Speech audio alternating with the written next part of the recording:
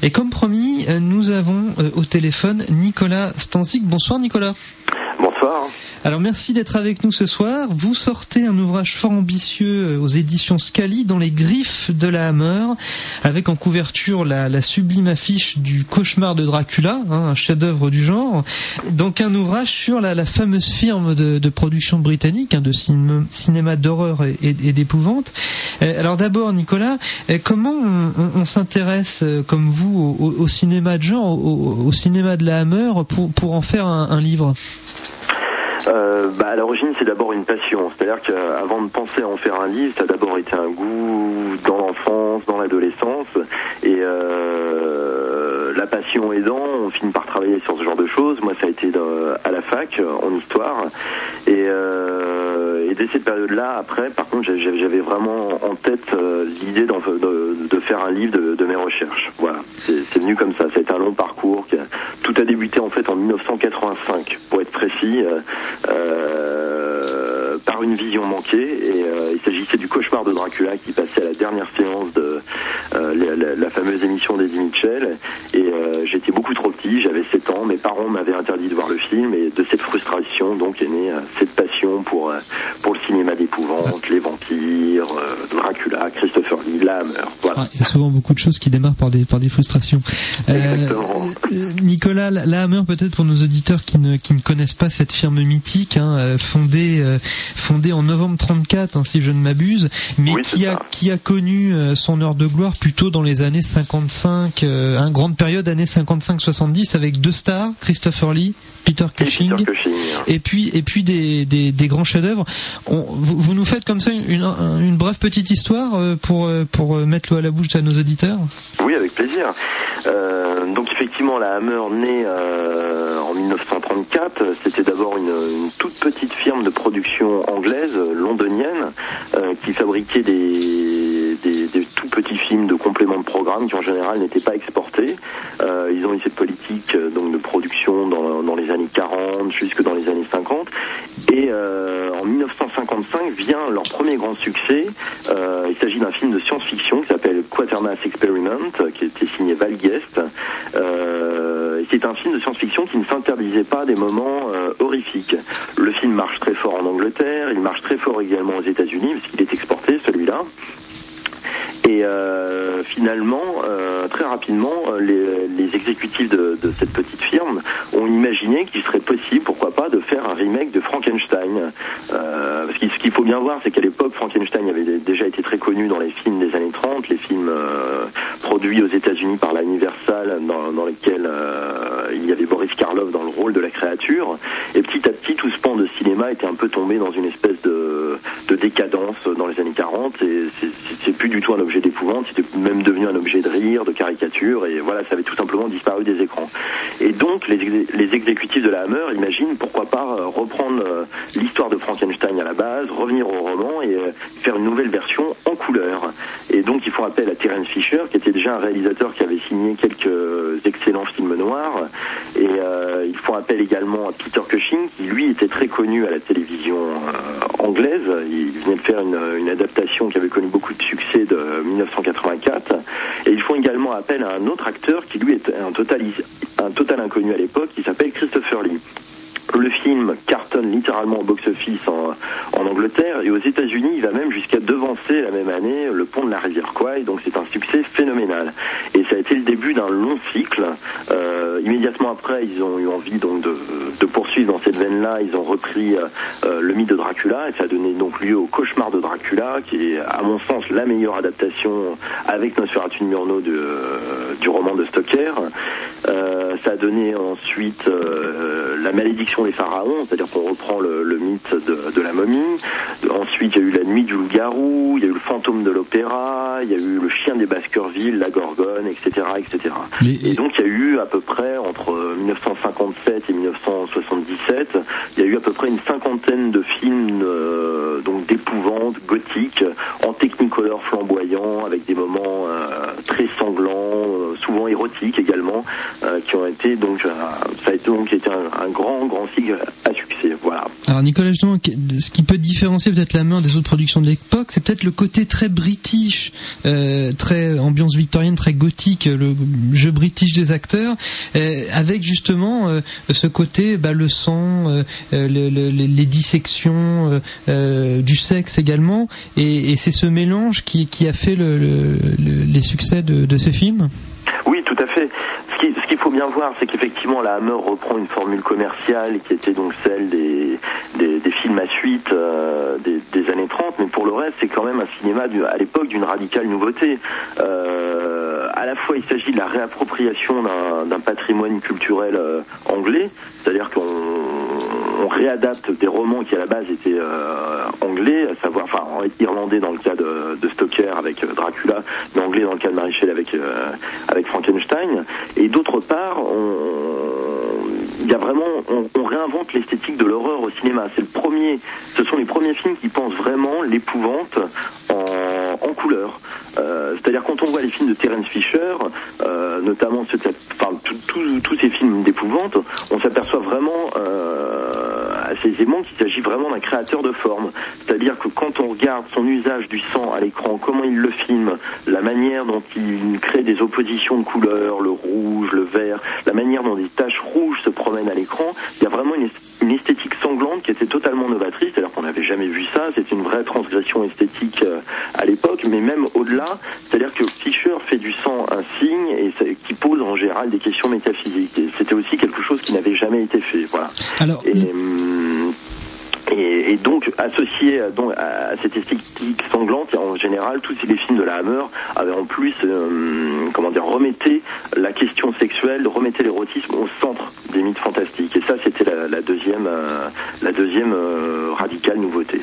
Alors grand succès, on l'a dit Nicolas, vous l'avez dit en Angleterre, également aux États-Unis. La réception en France, comment elle s'est passée? Ça a été les films ont été peut-être condamnés par certains journaux. Je pense par exemple à Télérama.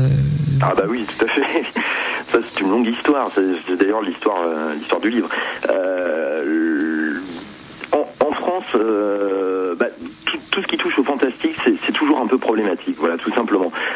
Pour résumer, disons que c'est avec la Hammer Film qu'on découvre littéralement le cinéma fantastique en tant que genre. C'est avec la Hammer Film qu'on découvre ici la figure de Dracula, de Frankenstein, etc. Il y avait certes un certain nombre de films des années 30 qui avaient passé l'Atlantique, qui étaient donc venus des États-Unis jusque sur les écrans français. Mais la guerre aidant, et puis la mauvaise distribution de ces films aidant, tout ça avait complètement disparu et ça n'avait pas du tout été intégré au patrimoine culturel français. Avec la Hammer Film, pour la première fois, on apprend les mythes fantastiques, on découvre la figure du vampire, on découvre la figure de Dracula, et immanquablement, en fait, quand ces films déferlent, on ne les comprend pas. C'est-à-dire que effectivement, ils sont condamnés par toute la presse d'inspiration catholique, et Télérama en tête.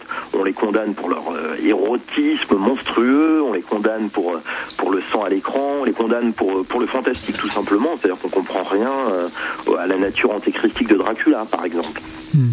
Et face à ça également, de l'autre côté de l'échiquier politique, par exemple la presse communiste, pareil, condamne ces films parce qu'ils détournent de l'horreur politique réelle du monde.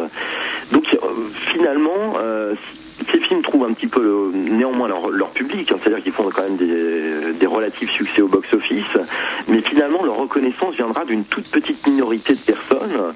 En général, c'est-à-dire dans les années 57-62, ça va être les jeunes issus du baby-boom, ça va être en l'occurrence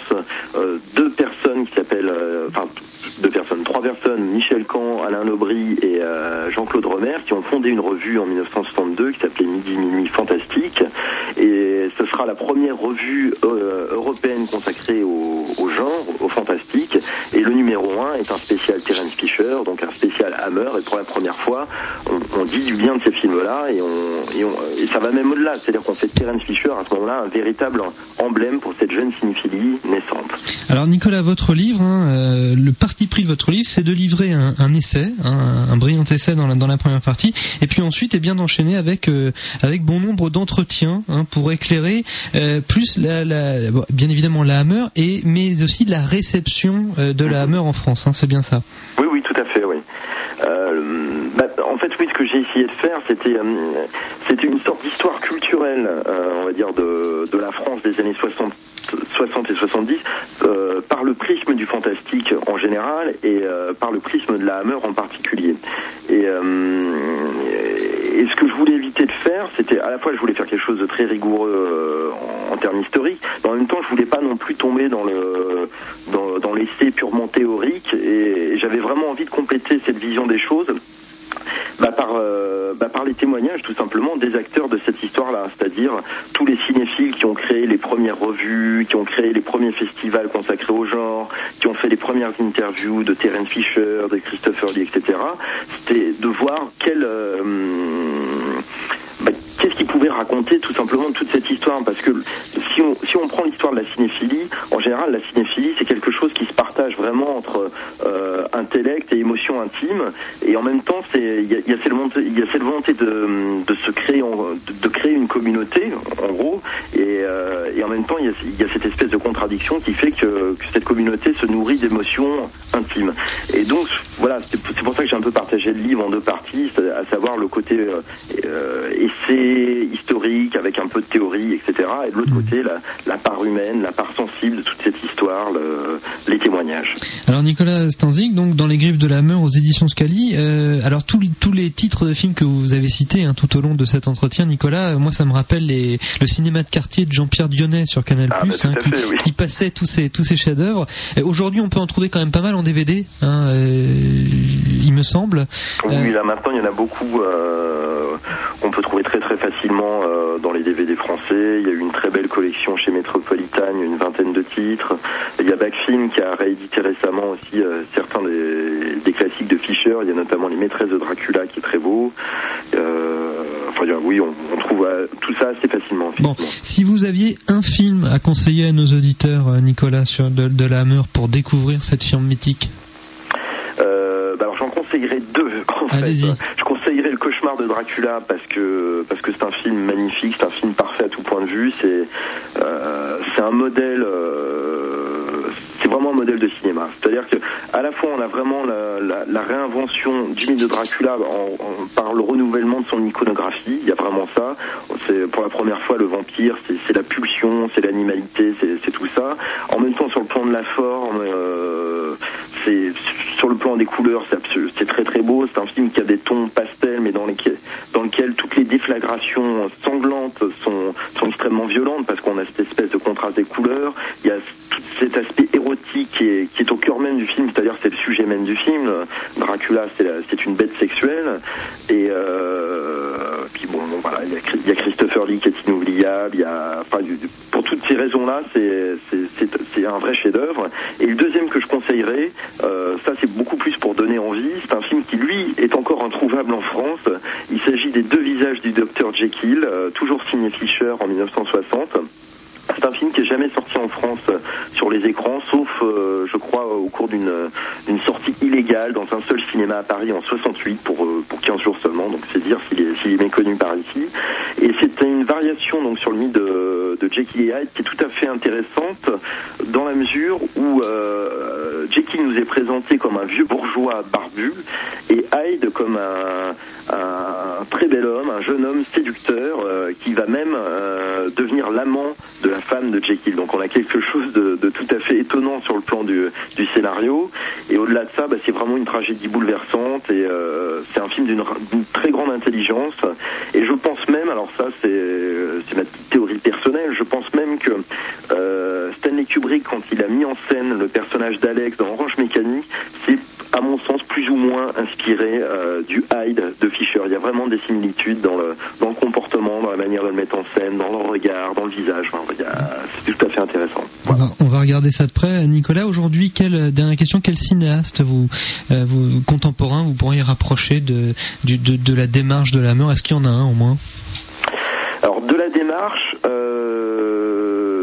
je dirais peut-être Romero. Alors ça peut paraître paradoxal parce que Romero c'est le gars qui arrive en 68 avec La Nuit des Morts Vivants et qui a priori incarne la rupture avec le classicisme de la Hammer, donc à la fin des années 60. Mais si on regarde bien sa saga des Morts Vivants, je trouve trouve qu'on retrouve chez lui dans sa manière d'aborder les mythes ou toujours le même sujet, mettons, on retrouve un peu la manière qu'avait Fischer, par exemple, de retravailler lui-même toujours sur les mêmes monstres. Par exemple, quand on voit que les 5 Frankenstein de Fischer, et qu'à chaque fois il arrive à renouveler le baron Frankenstein, à renouveler le personnage, à renouveler le mythe, à apporter vraiment des variations très subtiles, très intelligentes là-dessus, il me semble que Romero fait quelque chose de similaire avec sa saga des morts vivants. Après, il y a d'autres héritiers, il y a plein d'autres... Quelqu'un comme Tim Burton, lui, cite régulièrement la Hammer dans ses films. C'est évident dans Sweeney Todd, c'est évident dans Sleepy Hollow. Finalement, le cinéma de la Hammer, c'est vraiment un cinéma qui s'est imposé à tous les niveaux. Il y a beaucoup de réalisateurs qui ont vu ces films et qui les ont intégrés à leur patrimoine cinéphile. Si on regarde même Star Wars, George Lucas a fait tourner Peter Cushing, a fait tourner Christopher Lee. Dans le tout dernier Star Wars, il y avait beaucoup de références au cauchemar de Dracula, à la nuit du loup-garou. Si on regarde Scorsese, même, pour quelqu'un qui appartient pas vraiment au cinéma de genre, en tout cas au fantastique, quand on voit ces films, moi je serais pas étonné que dans sa manière de mettre en scène le sang dans ces films, il y a quelque chose qui vient de Terence Fisher, ou même dans sa manière de mettre en scène les films à costume. Quand on voit le temps de l'innocence, il y a peut-être quelque chose qui provient du travail sur la reconstitution historique, sur les costumes au sein de la Hammer. Donc voilà, c'est vraiment un cinéma qui s'est imposé aujourd'hui, qui a une longue descendance. Écoutez, merci beaucoup Nicolas Stanzik pour cette discussion fort passionnante. Dans les griffes de la Hammer, c'est chez Scali, donc on peut trouver ce remarquable ouvrage. Merci Nicolas. Juste une dernière chose, pour annoncer un petit événement. Il y a une signature donc du livre samedi prochain au MK2 Bibliothèque à Paris dans le 13e arrondissement. Ça a lieu dans la boutique DVD du MK2 et c'est à partir de 16h30. Voilà. Avis à nos auditeurs à qui on aurait donné envie d'acheter le livre, d'aller le faire signer samedi prochain au MK2 Bibliothèque. Merci Nicolas. Merci à vous.